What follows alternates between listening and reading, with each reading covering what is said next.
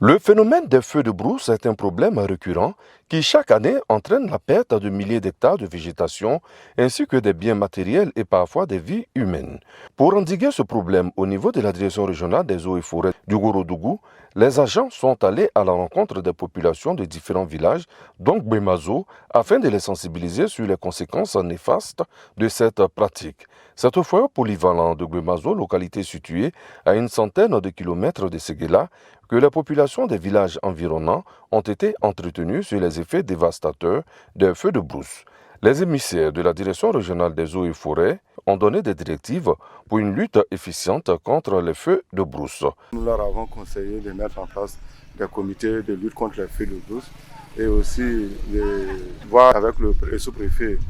et anticiper sur les feux, ça veut dire utiliser des feux précoces et puis les faire en commun au cas où le feu veut